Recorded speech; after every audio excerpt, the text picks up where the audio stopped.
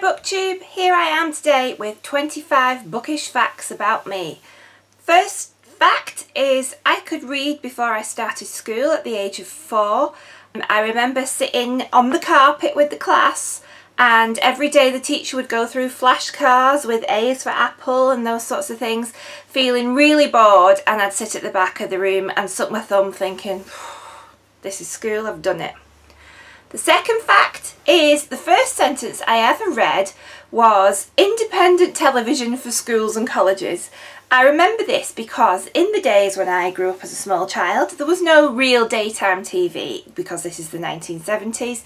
The only daytime TV would be programmes that were put on specifically for schools to watch as part of the daily lessons, and in between the programmes they would put this card up that said the sentence, and I remember sitting there for ages mulling it over and trying to read it, and then when I realised I got it in my mind, I just said it out loud and I said it, and that's what my mum said.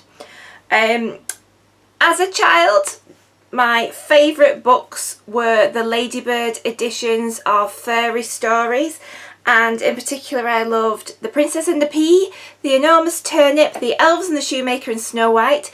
I don't have them anymore. I wish I did because they go for quite a bit of money now, and I absolutely love them. Number 4.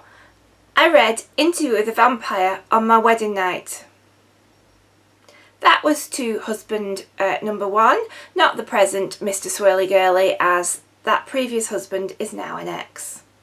I'll leave you to draw your conclusions about that one. My favourite book adaptation is the 1939 film version of Wuthering Heights, starring Laurence Olivier and Merle Oberon. I know that it kind of stops about 3/4 of the way through the book, but I actually prefer that. I really think that the story's better for that, and I do prefer it to the book. And I've watched it so many times that I know the script pretty much off by heart.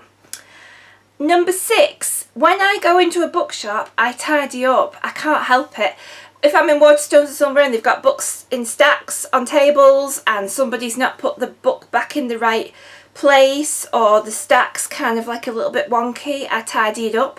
And so much so that on occasion people have come up and asked me for things because they think I work there. Number 7, I can't stand dog-eared, messy, tatty books. I have to have a pristine, brand new book and never bend the spine. I also can't stand it when shops put stickers on books. I spend ages very carefully picking off the sticker.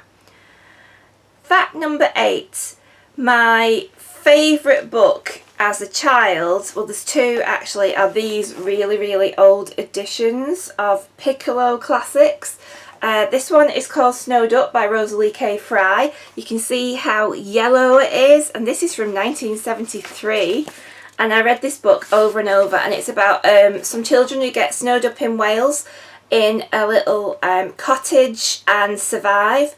And I read this again recently and it still was as fantastic and magical as when I first read it. And another one is called Emma's Island. This is the first in a series, and this is kind of like a romance story, and it was possibly the first romance story I read when I was getting towards a pre-teen age. And she goes to live on a remote Scottish island, and there's a boy there, and I think the most sordid thing they ever managed to do is there's a little peck on the lips, but I loved it and I read it over and over. I like to pick bookmarks that match my book. I will never use anything other than a proper, pristine, beautiful bookmark to mark my books. I will never use receipts. I will never bend corners.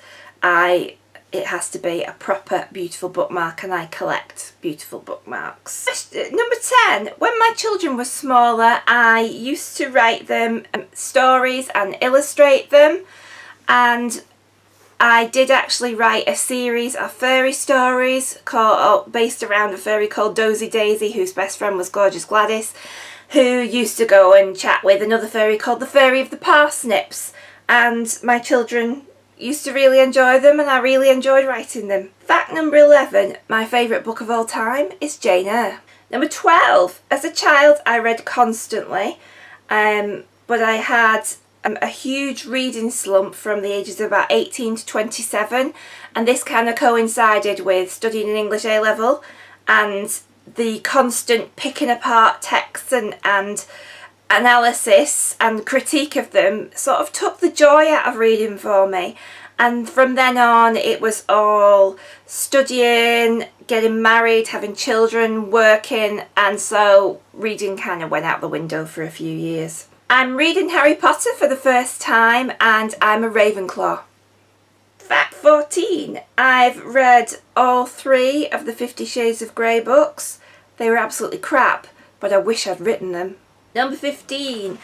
I need to read in absolute silence. I get really distracted. I can't focus on a book, except for when I'm on a train. I love reading on a train, and for some reason when I'm on a train I can zone everything out, and before I know it I'm at my stop and time's flew. Number 16. The only author I've ever met is Sarah Waters, and she signed all of my editions of her books that I've got, and she was lovely.